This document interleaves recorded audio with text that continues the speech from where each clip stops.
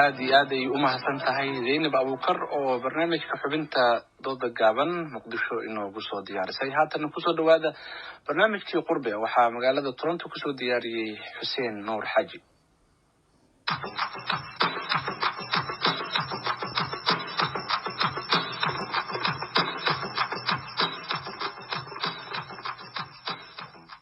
kulanti wacan dhegeystayaal markale ku soo dhawaada barnaamijka qurbe oo toddobaadkan aan ku soo qaadanayno nin Soomaali ah oo lagu eedeeyay inuu dad ku dilay dalka Jarmalka iyo saameynta uu falkaasi ku yeelan karo Soomaalida ku nool dalkaasi. ninka Soomaaliga ah ayaa la sheegay inuu dilay 3 qof halka 6 kalena uu dhaawacay isagoo weerarka u adeegsaday toorey. weli waxaa socda baaritaano la xiriira waxa ku kalifay inuu falkaasi geysto. walow wararka qaar ay sheegayaan in ninka weerarka geystay uu qabay xanuunka dhanka maskaxda ah. haddaba si aan marka hore wax badan uga ogaano arrinkan waxaan la xiriirnay Zeynab Cabdullaahi Warsame oo ah hooyada dhashay ninka falka lagu eedeeyay inuu geystay. Zeynab waxay ku nooshahay magaalada Muqdisho. waxaa wareystay wariyaha VOA-da ee magaalada Muqdisho Cabdiqaadir Maxamed Cabdulle. Cabdiqaadir, okay. wiilkayga waxaa la dhahaa Cabdiraxmaan Jibriil Qali. wuxuu iga tagay 2014 dhamaadkeedii oo meelahaas Kenya aaday. marka wadanka Jarmalka 2015 buu galay. sideed ku maqashay xogta wiilkaaga inuu weerar geystay oo dadkooda ku weerar? waxaan ku maqlay markii hore wiilka waa weynay muddo 2 bilood ah. markaan weynay maalin Jimco ay ahayd. jimcihii moobilka anigu ma aanan haysan. cunug yar baa haystay oo iskaga dheeldheelayay. habeenkii markii ilmihii aan moobiladii ka aruurinay oo rabnay inaan seexino yaan waxaan aragnay cod noo duuban. anigu markaas isagaba islamaan hadlin codkii baan aragnay. codkii markaan aragnoo furnay codkii wuxuu leeyahay waa la dhibaato laygu wadaa dad baa warigina dhidhii jira waayahan markuu maaragtay dhibaatooyinka sheegan jirayoo uu maaragtay leeyahay waa lay dhibay darbigaa laygu garaacayaa dad baa maaragtay caydsanaya dhibaataan qabaa. marka codkan marka uu leeyahay wuxuuna leeyahay dad aakhiri adduun baan u dhaqeeyaa dhibaataan qabaa hooyay haddaan dhinto iisoo ducee jannadaan isku arkaynaa hooyay dhibaataan aakhiri adduunka naftii baa la ii keenay saasuu leeyahay. marka muxuu ka qabanaa? wuxuu ka qabanaya anaga jiniyaan u malayna ilaa weligeeduna dhihi jiray intaa oo sano wuxuuna leeyahay waa lay dhibayaa. markaad maqashay in wiilkaagi dad dilay oo la xiray oo isaguna dhaawac yahay sidee noqotay?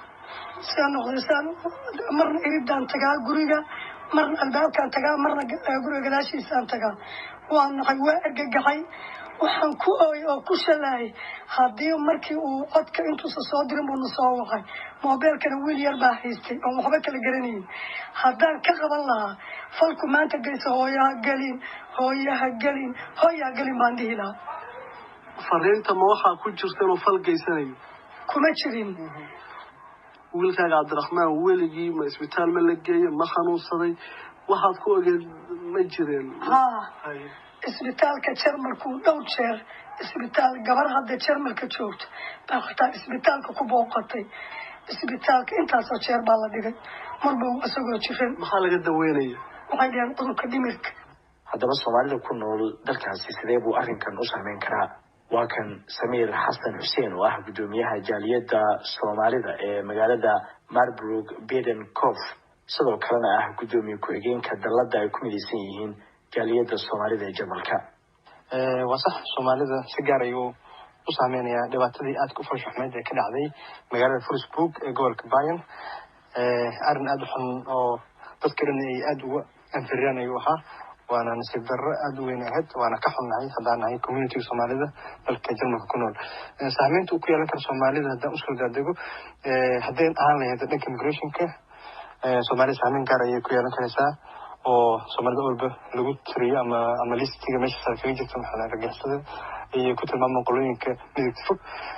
saameyn noocaas uu ku yeelan karayaa iyo in kiisaskooda ama arrimahooda Soomaalida si gaar ah ay dawladda ku yeelato. inkastoo ay xataa cadeeyeen hay'adaha amniga iyo dhammaan madaxweynaha gobolka Bayern in arrinkaasi uusan arrin isan argagixisada isan saldhibaad ku lahayn isan ahayn ugu cadeeyay wuuna u sheegay dhammaan shirka jaraa'id ee shalay uu qabtay waxaan rajaynaynaa insha allah intii geeriyootay waan ka tacsiyeynaynaa haddaan communitiga soomaalida jarmalka waxaan rajaynaynaa inta dhaawaca gaartana inay soo kabsadaan iyo dadkoodina inay awood inuu helaan u rajaynaa insha allah tacaala. dhacdadan ayaa cabsi gelisay soomaalida qaar ee dalka jarmalka. ibraahim isxaaq xuseen waa madaxa ururka Somali Plus, sidoo kalena waa xubin ka mid ah maamulka masaajidka Al-Nur ee magaalada Kassel. wuxuu sharaxayaa walaaca la soo gudboonaaday soomaalida dalkaasi. xaqiiqdii arrintan dhacday oo aad ka u foosho xun argagaxna leh ummadda soomaalida waxay ku wada noqotay shock guud ahaan jarmalka maaragtay ummadda ku nool Soomaaliyeed waana baqdin dabcan soo wajahday dhammaan ummadda Soomaaliyeed maadaama dhacdadan ay maaragtay ahayd dhacdadii ugu xumeed ama u adkeed ay maaragtay ama qof Soomaali ah uu ku sameeyo dadka waddankan aan la noolnahay jarmalka ah.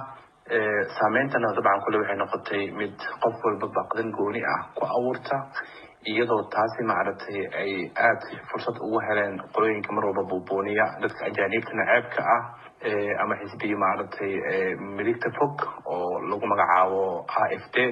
taasna dabcan waxay keentay in ay maaragtay ay saameyn weyn ay maaragtay ku yeelato baraha bulshada maaragtay waddanka jarmalka, gaar ahaan joornaalada ugu afkala dheer iyo tviyada intaba. axmed cabdullaahi axmed oo ku magac dheer axmed kediye waa arday islamarkaana ah xubin ka tirsan golaha ajaanibta ee magaalada Kassel iyo gobolka Hessen, una dhaqdhaqaaqa arrimaha bulshada. sidoo kalena axmed wuxuu Facebook ka furay madal soomaalida jarmalka la dhaho, taasoo xogaha iyo arrimaha jarmalka ka jira soomaalida dalkaasi uu kula socodsiiyo. axmed kediye ayaa weydiiyey, maadaama wararka qaar ee hordhac ah ay sheegayaan in ninka lagu eedeynayo dilka uu qabay cudurrada ku dhaca dhimirka, in soomaalida jarmalku ay ku baraarugsan yihiin halista cudurrada dhimirka. san tahay in badan Xuseen, adiga iyo dhageystayaasha qiimaha badanna waan idin wada salaamayaa. Soomaalida way ku baraarugsan yihiin jiritaanka cudurka dhimirka iyo dhibaatadiisa, waayo dalkan waxaa jiro dhalinyaro badan oo Soomaali ah oo isku buuqay, qaarkood tareemo ayay isku dhigeen oo nafta ayay iska jareen. marka Soomaalida arrinkaasi way ku baraarugsan yihiin. wax ka qabasho hadii la dhahana waa mid ay tahay oo u taalo bulshada Soomaaliyeed iyo dawladaba inay si wada jir ah isaga kaashadaan arrinkaasna uga hortagaan ama wax uga qabtaan. haddaba maxaa la gudboon soomaalida dalkaasi jarmalka si looga baaqsado dhibaatooyin midan la mida? waa kan mar kale Ibraahim Isxaaq Xuseen. arrintan waxaa lagu gudbi karaa waa in wacyigelin badan la sameeyo, bulshada aada loo wacyigeliyo, lana isku xiro, lana shaqeeyo dadka noocaas oo kale ah ay dhibaatooyinka ay daahsato oo kale ama ay dhibaatooyinka maaragtay ay ku dhaceen oo kale in loo sameeyo badbaadin ama in maaragtay lala tacaalo aanan lagu fiirsan. waayo magaalo walba Soomaaliya ku nool yihiin dad noocaas oo kale way jiraan oo nolosha maaragtay ay si qaab daran nolosha maaragtay dhan kale ula aaday, loona baahan yahay in maaragtay ishag muxuu ahay laga wacyigeliyo oo communityda maaragtay ka jira magaalooyinka noocaas oo kale dadka ay ku nool yihiin oo kale ay ka shaqeeyaan sidii wax badan loogu qaban lahaa arrintaas, oo dadka loo wacyigelin lahaa, dhakhaatiirta loogu gudbin lahaa si aysan dhacdooyin noocan oo kale aysan mar kale u dhicin. waana maaragtay arrin aan dhammaan ka wada xumaanay ummadda Soomaaliyeed kuna waddanka jarmalka, oo aan rajaynay insha Allah in maaragtay arrintaas xal waara laga gaari doono jarmalka. dhegeystayaal, intaas ayaan kusoo gabagabeynayaa barnaamijka qurbi ee toddobaadkan oo aan kusoo qaatay nin Soomaali ah oo lagu eedeeyey inuu dad ku dilay dalka jarmalka iyo saameynta uu falkaasi ku yeelan karo soomaalida ku nool dalkaasi. intaan mar kale kulmi doona waa Xuseen Nur Xaaji idinkaga tegaya sidaas iyo nabadgelyo.